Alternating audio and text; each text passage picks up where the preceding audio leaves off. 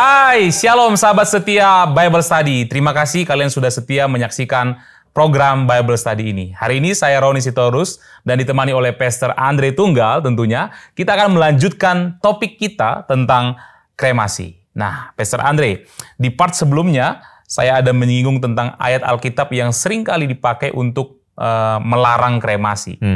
Ayatnya ada dalam Kejadian 3 ayat 19, saya bacakan dulu. Firman Tuhan mengatakan, dengan berpeluh engkau akan mencari makananmu, sampai engkau kembali lagi menjadi tanah. Karena dari situlah engkau diambil, sebab engkau debu dan engkau akan kembali menjadi debu. Nah, ayat ini kan seringkali dipakai untuk menentang kremasi, Pastor. Karena kremasi dikatakan tidak dari debu kembali ke debu, tapi dari debu kembali ke abu.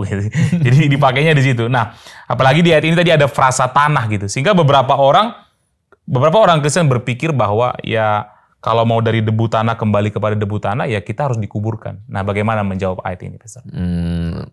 Saya akan bilang bahwa ya udah habis setelah dikremasi masukin ke tanah. Simple ya. Ya, ayat ini kan sekali lagi tidak ingin menjadi atau dimaksudkan menjadi perintah. Perintah bahwa engkau harus dikuburkan masuk ke tanah. Meskipun demikian sama tadi saya bilang, setelah dikremasi masukin tanah juga sama aja. Ya, ayat ini sekali lagi tidak dimaksudkan untuk menjadi perintah untuk melakukan tata cara penanganan jenazah itu kayak bagaimana. Jadi ketika dikatakan Kejadian pasal 3 ayat 19 itu digambarkan bagaimana proses penderitaan manusia yang jatuh dalam dosa. Makanya dikatakan dengan berpeluh engkau akan mencari, ya istilahnya engkau akan makan itu dengan berpeluh. Karena penderitaan terbesar seorang, istilahnya ibaratnya dalam konteks itu kan Adam ya, laki-laki. Itu kan sebenarnya quote unquote penderitaannya itu pekerjaannya. Bekerja, mengusahakan tanah gitu kan ya. Karena kan konteks Israel waktu itu bercocok tanam begitu kan. Jadi masih agraris, masih mengusahakan tanah, dan dengan peluh, dengan penderitaan engkau akan dapat berkat Tuhan. Gitu. Itu ayat itu tuh cuma lagi mau bilang tentang bagaimana Tuhan itu kejatuhan manusia dalam dosa akan menghasilkan penderitaan. Ya, sesimpel itu aja, dan engkau akan kembali ke tanah, engkau akan balik pada ketidakberhargaan. Kayak gitu. Jadi itu ayat nggak bisa kita pakai untuk mendukung, entahkah mendukung atau malah menentang praktek kremasi. Jadi ayat ini nggak ada hubungannya dengan kremasi, Pastor. Oke, Pastor, kita beralih ke sesuatu yang lebih jauh lagi, meskipun masih berhubungan dengan cara mati ya. Nah, beberapa waktu lalu sempat rame dibahas tentang hukuman mati, Pastor. Nah, tentu kekristenan juga harus memperhatikan ini, apalagi kita harus berdasarkan Alkitab. Kira-kira apa sih pandangan Alkitab terhadap hukuman mati, Pastor? Silakan. Ini pertanyaan yang sebenarnya kalau menurut saya dari religi kita paling susah tuh. Hukuman mati. Kalau saya secara pribadi, saya akan begini. Jadi apa sih pandangan Alkitab dulu?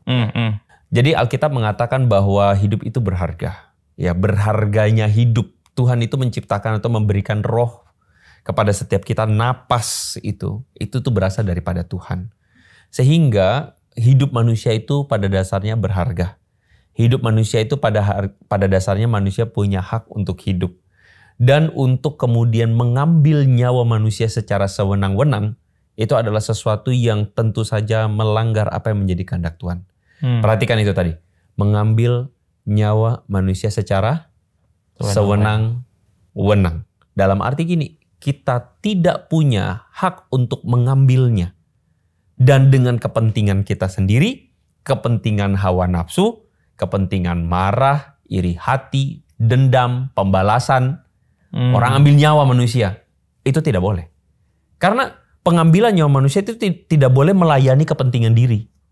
Wow. Kayak gitu kan. Nah, cuman kita memang akhirnya melihat bahwa proses mati dan proses hidup dan mati, lahir dan mati, itu adalah proses yang sifatnya natural. Termasuk juga di dalamnya kita menemukan bahwa ada perang-perang di dalam perjanjian lama. Di mana ada nyawa yang akhirnya harus melayang. Pertanyaan saya, natural tidak? Natural nggak proses perang itu? Quote and quote, natural. Quote and quote, terjadi. Tetapi apakah kalau begitu orang Kristen boleh berperang? Kita ngomong etika Kristen ya akhirnya. Ya mungkin memperhatikan konteksnya juga ya. Ketika berperang untuk kepentingan sendiri, Iya. untuk melayani hawa nafsu, untuk mengagresi, untuk menjajah, salah. Tapi apakah perang tidak boleh sama sekali? Apabila hak kita ditindas, apabila ada misalnya penguasa lalim, orang jahat, terus kemudian kita diperhadapkan dengan pilihan, mohon maaf, untuk mengangkat senjata atau mati. Membela diri atau mati. Bagaimana etika Kristennya? Ya ada orang menjawab, mendingan gue berdoa aja dah gitu. Puji Tuhan. Puji Tuhan. Tetapi adalah bisa dipahami dan dimengerti ketika kita mengangkat senjata untuk membela diri. Atau gini deh, saya turunkan lagi level etisnya. Misalnya ada orang yang lari mencari perlindungan ke kita. Dia dikejar-kejar orang untuk dibunuh. Lalu kemudian kita sembunyikan dia. Lalu kemudian orang yang mau membunuh itu datang tanya, di mana dia? Ya. Tentara misalnya. Kita bilang, dia di dalam. Kan gak boleh bohong. Bohong dosa. Bohong dosa. Kan gitu kan ya? Ya. Atau kita berbohong. Apa pilihan kita? Ya itu pilihan yang sulit ya. Tapi kalau lihat di dalam Alkitab, ada ya Rahab. Dia justru menyembunyikan dua pengintai. Iya. Jadi kita melihat sekali lagi, makanya orang Kristen itu tidak sesederhana pada do and don'ts. Iya. Tetapi apa dasar kita melakukannya? Melindungi nyawa seseorang yang sedang dikejar-kejar, menurut saya beralasan. Dan dengan keterpaksaan kita berbohong. Dengan keterpaksaan ya. Apakah itu salah? Salah bohongnya. Ya. Tetapi kita punya purpose yang lebih tinggi daripada itu. Bukannya apa? Bukannya membenarkan tindakan. Tidak. Kita hidup dalam dunia yang berdosa. Kita hidup dalam banyak hal yang istilahnya dalam tanda kutip membuat kita mau nggak mau akhirnya jatuh lagi dalam dosa. Makanya kan di dalam ibadah minggu kan ada yang namanya pengakuan dosa. Pengakuan dosa itu tuh bukan cuma liturgi doang. Itu tuh adalah satu kesempatan momen di mana kita tuh sadar, iya ya, saya tuh tanpa sadar melakukan dosa. Saya itu, akhirnya dalam situasi melakukannya. Kita ada dalam dunia yang kayak dalam tanda kutip memaksa kita. Yeah. Bukan karena mau memuaskan diri ya, tetapi bukan karena mau memuaskan hawa nafsu, tapi kita akhirnya melakukannya. Oke, jadi berbohong untuk menyelamatkan nyawa bisa diterima. Yeah. Bukan dibenarkan. Betul. Bisa diterima. Sekarang saya naikin lagi tadi itu. Membela diri, melawan, memukul, atau bahkan maaf nih. Membunuh. Kalau nggak dibunuh. Ya. Dibenarkan? Bisa diterima. Salah. Tapi tetap bisa diterima. Ya. Sekarang hukuman mati. Hukuman mati mengambil nyawa seseorang. Itu kan mengambil nyawa. Ya. Apakah itu adalah sesuatu yang boleh atau tidak boleh? Gini, mengambil nyawanya karena apa? Kalau disebut hukuman mati kan tentu ada proses peradilan dulu. Betul. Ada satu namanya sistem hukum atau perundang-undangan yang berlaku. Ingat bahwa Yesus mengatakan bahwa pemerintah itu alat Tuhan untuk menegakkan keadilan. Jangan lupa Yesus ngomong pada waktu itu merujuk kepada siapa? Tentu saja Yesus merujuk pada pemerintahan yang berkuasa hari itu. Romawi. Sekarang saya tanya, pada zaman itu orang Kristen menderita loh. Ya. Dianiaya loh. Tapi kenapa Yesus bilang itu alat Tuhan menegakkan keadilan?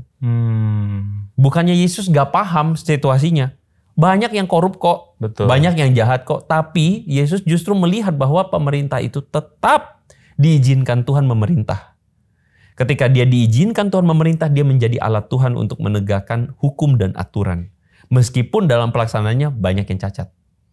Sehingga bagi kita orang Kristen menghormati. Menghormati otoritas pemerintah itu adalah baik. Gitu. Baik.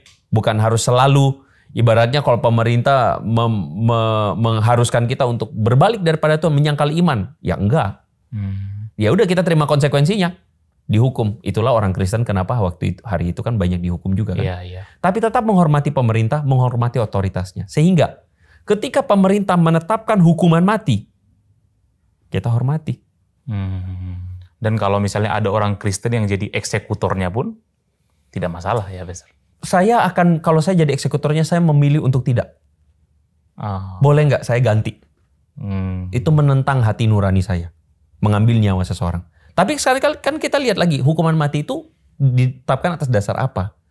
Aturan pemerintah, perundang-undangan, proses peradilan, dan juga ada dasarnya kenapa ini orang dijatuhi hukuman mati. Ya kan?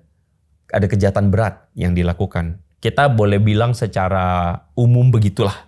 Ada kejahatan berat yang dilakukan sehingga dilakukan hukuman mati. Sehingga matinya seseorang ini dilakukan untuk melakukan atau menebus rasa keadilan, mencegah terjadinya kejahatan yang lebih lanjut. Makanya kayak ada bandar narkoba yang dihukum mati, mencegah terjadinya kejahatan yang lebih lanjut. Menurut hikmat pengambil keputusan peradilan. Orang Kristen ada di posisi mana? Menghormati. Kalau jadi eksekutor, saya pribadi memilih untuk ganti. Boleh nggak saya ganti? Saya eksekusi aja lah, yang lain lah eksekusi tagih utang lah. Atau eksekusi apa. Kayak gitu. Tetapi kita harus menghormatinya. Apakah kalau gitu kekristenan menentang? No, menghormati. Gitu. Karena kalau ditanya apakah hukuman mati itu adalah hukuman yang ini? Kalau saya secara pribadi itu keputusan paling terakhir, paling pahit yang harus diambil. Kalau ada alasan yang mendasar di mana memang orang ini udah nggak ada obat deh. Kalau dia masih tetap hidup, dia akan bisa bikin kekacauan lebih banyak. Susah. Ya. Jadi koruptor harus dihukum mati atau tidak? Oh, tidak usah dijawab, Pastor Andre. Saya setuju dimiskinkan. Super sekali, itu dia. Pastor Andre Tunggal sudah memutar-mutar otak kita, tetapi juga menyegarkan kita dengan pemahaman-pemahaman yang luar biasa. Haleluya. Terima kasih banyak, Pastor Andre. Tuhan Yesus memberkati terus. Terima kasih sahabat Bible Study. Kita akhiri episode ini sampai di sini. Tapi episode berikutnya kita masih akan ketemu lagi dengan topik-topik yang begitu panas, yang begitu mendalam, dan tentunya yang berdasarkan Alkitab. Jangan kemana-mana, saksikan terus program Bible Study. Saya Roni Sitorus, Pastor Andre Tunggal, pamit undur diri. Sampai jumpa. Tuhan memberkati. God bless.